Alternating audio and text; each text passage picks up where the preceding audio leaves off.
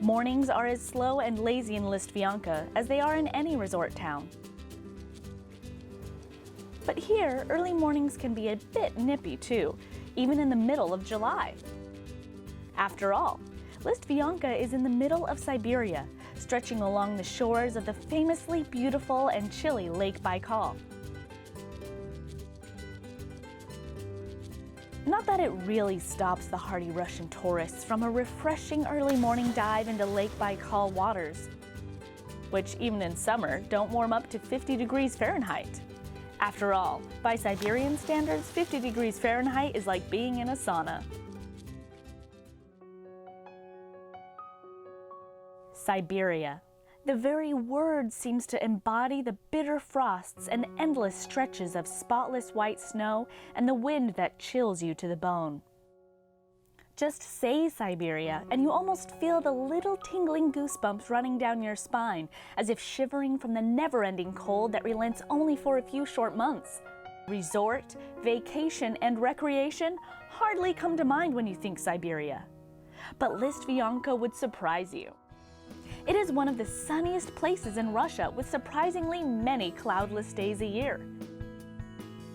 Its short summers can still be quite hot, and its beautiful, pristine nature remains a welcoming oasis in the middle of Siberian woods.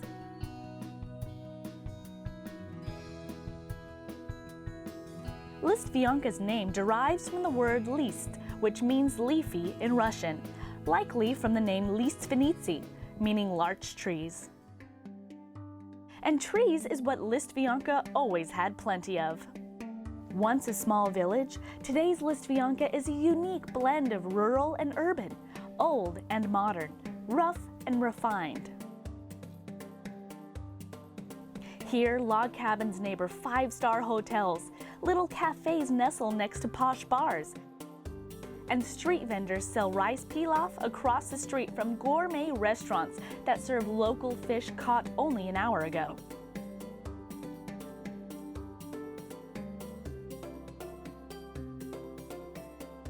Listvyanka, which runs along Baikal's shoreline for only a couple of miles, can probably be dubbed the Northern Lago di Como, after the renowned Italian lakeside resort.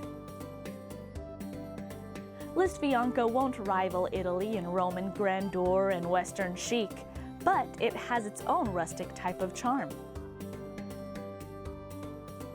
Listvyanka's draw isn't the cobblestone streets and marble basilicas, but rather the lush green forests, the log cabins, and the sure-can-do attitude of its citizens. Listvyanka's beaches aren't made of golden sand, but rather of harsh, oftentimes sharp pebbles, which don't seem to stop anyone from walking barefoot, just like frigid water doesn't stop anyone from swimming.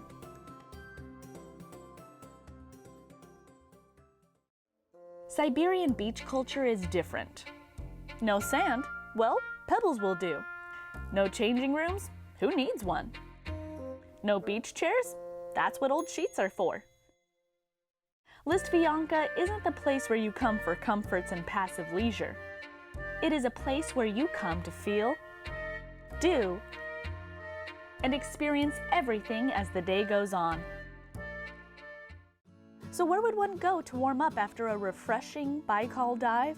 Well, for a mid-morning horseback ride, of course.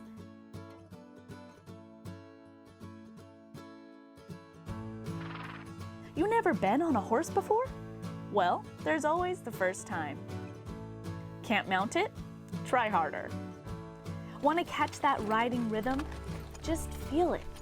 You'll be a jockey before it's time to eat lunch.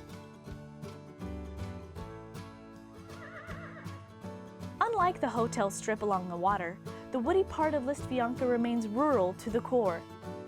Here, you can truly leave the modern world behind and take a leap back in history to the time when warriors forged their armor by hand, hunters took down bears with spears, and every village needed a blacksmith. Listvyanka still has one, and he can teach you how to make hunting gear by hand. Hunting was always big here. Siberia was famous for its furs, which people didn't wear just as a symbol of luxury, but rather as a bare necessity, Furs protected you during bitter frosts when temperatures plunged below -50 Fahrenheit. Furs are still very much a part of the Siberian culture. The locals sell them on the town market. And yes, no resort town is complete without an arts and crafts market. Shopping is where we're headed next. It's midday and Listvyanka's market is booming. Every table chock full of souvenirs and wool slippers, birch bark baskets, and other temptations. With the smoldering smell of the smoked omul, sig, and Harry's fish, the favorite Baikal snacks which nearly every local sells here.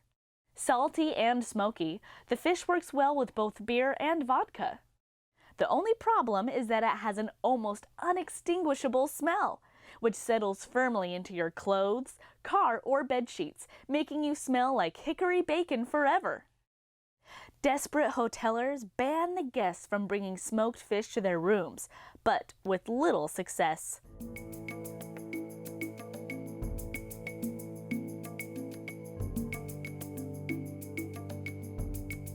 Gemstones are another thing Siberia is famous for. Hundreds of different minerals are mined here, and the myth-loving locals ascribe various kinds of mystical qualities to them all.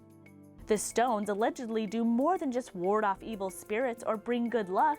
They can alleviate certain health conditions, clear your mind, and give you strengths. One of the most favorite gems of the region is the charovit, named so after the local Siberian river Chara, which is the only place on Earth it was ever found. Compared to opals and granites used by people since the antiquity, it's a very new mineral. Discovered only about 50 years ago, charovit became immensely popular very quickly, thanks to its attractive violet shades and supposedly miraculous qualities. Coincidentally, in Russian, the word chari means spells, charms, or enchantment. So whether because of the name or any other reason, the legend-loving locals credit charovit with many cures. It calms you down, clears headaches, makes you more creative, and even helps heal inflammations. Some vendors would even tell you that it can rid your body of kidney stones. All you have to do is wear it often enough. And of course, Listvyanka's market is the best place to buy enough charovit jewelry for the rest of your life. Or any gemstones for that matter. The gemstone culture is so strong here that Listvyanka maintains a gemstone museum that displays dozens of different minerals from all over the planet. Inside that small, unassuming wooden building, you can not only read all about the world's minerals, but also buy a couple, just in case you need to fight off an evil spirit or two. Besides the well-known gems like opals, amethysts, and turquoise, you can find more rare ones, some of which you've probably never even heard of, such as baikalite, malachite, and lavrovite. Or, for example, another rarity, red spinel, which in the old days was often mistaken for rubies because of its blood-red color. Besides gemstones, the museum features other artifacts Siberia is famous for. The fossilized bones of prehistoric creatures that roamed its plains thousands of years ago.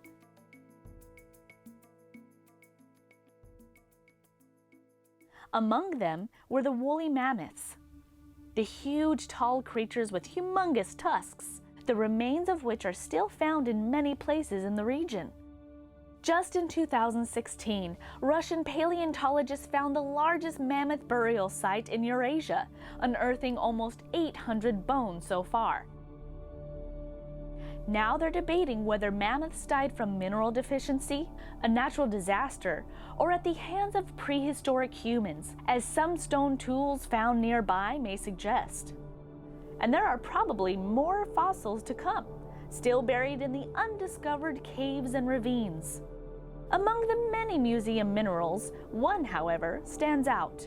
This shiny metallic piece is a fragment of the famous meteorite that struck Siberia in 2013, exploding not far from the city of Chelyabinsk.